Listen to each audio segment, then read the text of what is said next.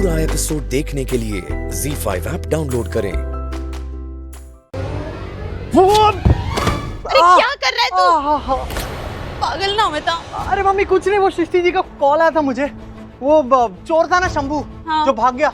सृष्टि जी ने उन्होंने लूथरा हाउस में पकड़ लिया उसे। है? तो बस उसे ही लेके आ रही है यहाँ पर, तो उन्हीं का कॉल था। हे माता रानी तेरा लाख लाख शुक्र है।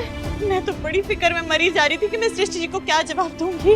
अच्छा हुआ उनको शंभू मिल गया। अरे मेरे को तो बहुत फिक्र हो रही थी।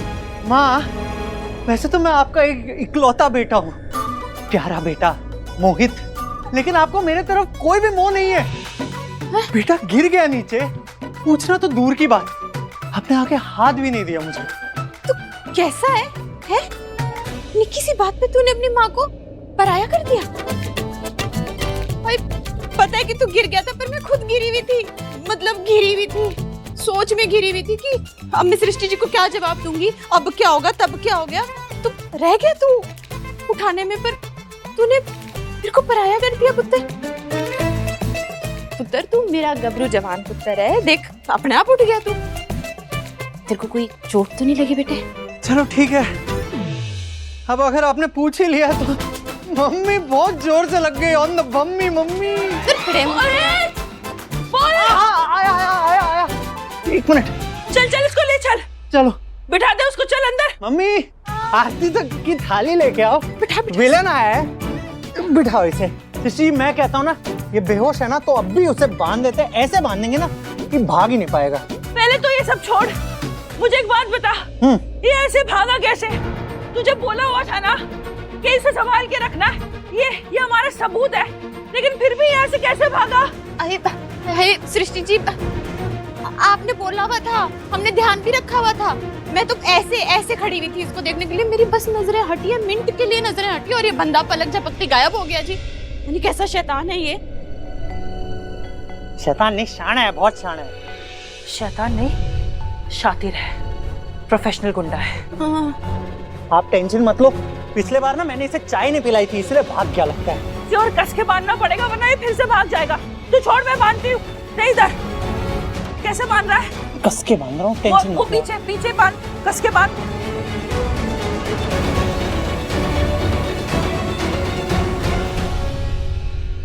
क्या पागलपन है ये? कब तक चलेगा और कब खत्म होगा? नीचे देखो, नीचे देख रही हूँ। क्या होगा इससे? हाँ, कार खराब हो गई है, इसमें मैं कुछ नहीं कर सकती। और ये चाकू से कार स्टार्ट नहीं होने वाली है। लेकिन तुम्हारी सांसें तो बंद हो सकती है ना। ये चाकू मेरे हाथ में कार ठीक करने के लिए नहीं है, तुम्हें ठिकाने लगाने के लिए है। देखो, ये मत समझना कि मेरे हाथ में चाकू है तो मैं इसका कुछ इस्तेमाल नहीं कर सकती, चला भी सकती हूँ। हाँ, तुम मेरे खिलाफ जाने की कोशिश मत करना। हाँ, तुम्हारे लिए बहुत भारी पड़ सकता है। जैसा मैं कह रही हूँ वो करो। गाड़ी खराब हो गई है ना, गाड़ी से उतरो, बाहर जाकर ऑटो को रोको और उसे बोलो कि भैया चेंबूर चलना है। चलो। नहीं चलूंगी, नहीं उतरूंगी कार से और नहीं लूंगी ऑटो। अच्छा, फिर बताऊं मैं तुम्हें। देखो, मैं दिखने में कितनी भी सीधी सादी लगूं, लेकिन मैं इतनी सीधी सादी भी नहीं हूँ। जब तुम जैसों से भिड़ना होता है ना, तो मैं किसी भी हद तक चली जाती हूँ। मैं बहुत डेंजरस हो जाती हूँ, बहुत खतरनाक हो जाती हूँ। अब अगर तुमने मुझसे जबान लड़ाई, ये चाकू कभी भी तुम्हारी गर्दन पर चल जाएगा। चलो उतरो और ऑटो रोको।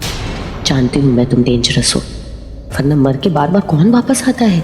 तुम तो महान हो ना, पता नहीं किस मिट्टी की बनी हो, जाती ही नहीं हो। जब भी जाती हो फिर आ जाती हो। कहाँ से आती हो, कैसे आती हो, भगवान जाने। एंड आई नो, इस बार भी ना तुम प्लान के साथ वापस आई हो, और वो भी एक नहीं, बहुत सारे प्लान्स। इसलिए तो लूथरा फैमिली के सामने नहीं आ रही ना, जानती हूँ मैं। पर अब मुझे भी पता लगाना ही होगा कि तुम्हारा प्लान है क्या, तुम क्या करने आई हो। फ्रीज क्या हो गई हो? तुमसे कुछ कहा है करने के लिए? मेरे हाथ में इतना बड़ा चाकू देखकर भी तुम्हें डर नहीं लगता है? ठीक है, तुम्हें बाहर नहीं जाना है ना, ऑटो नहीं रोकना है ना। मैं भी सिर्फ 3 तक गिनूंगी। अगर 3 गिनने तक तुम गाड़ी से नहीं उतरी और ऑटो नहीं रोका, तो ये चाकू तुम्हारी गर्दन पर चल जाएगा। I promise. 3, 2। वेट।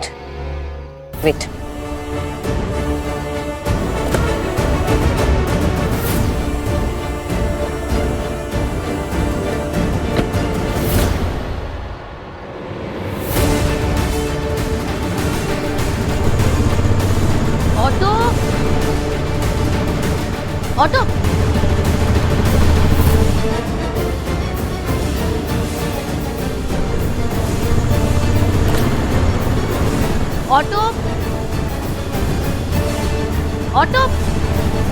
अरे भैया क्यों रुक के जाने को बोला था ना, इतने सारे रिक्शा वाला आए, सब चले गए, तुम क्यों रुके? लेकिन मैडम आपने बोला तो ही मैं रुका ना। अरे नहीं रुकना था, किसने बोला था रुकने के लिए? अरे मैडम आपने बोला तो ही मैं रुका ना।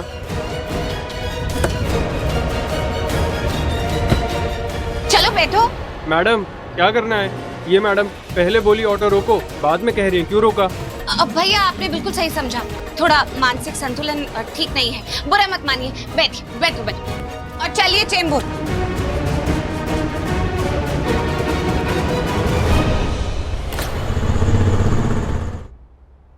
पलकी पलकी पलकी, क्या बोल रही थी तुम?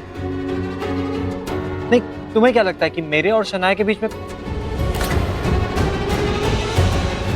Not again. अरे शनाया, जब भी शनाया को देखता है इसके तो हाव भाव ही बदल जाता है।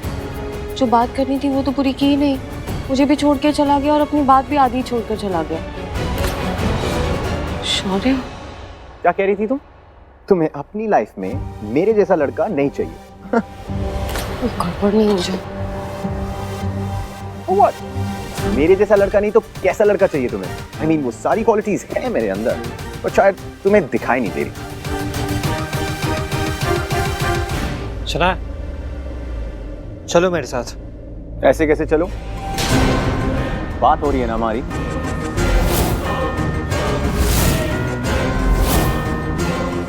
शनाया मुझे बता रही थी, वो भी कुछ इंपॉर्टेंट। हाँ शनाया, क्या बता रही थी बताना।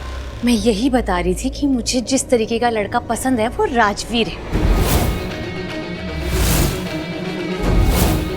केयरिंग है, लविंग है, डेयरिंग है, इसके टक्कर का तो कोई है ही नहीं, कोई कंपटीशन नहीं है।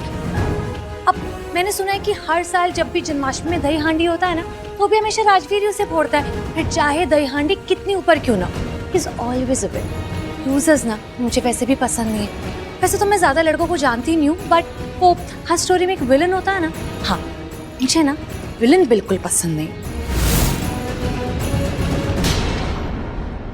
इस बार भी दही हंडी फूटेगी और उसके साथ साथ राजवीर का भ्रम भी टूटेगा कि वो बेस्ट है, नंबर 1 है, विनर है, क्योंकि इस बार दही हंडी मैं फोड़ूंगा। अगर ऐसा है तो फिर देख लेना, इस साल भी दही हांडी राजवीर ही फोड़ेगा।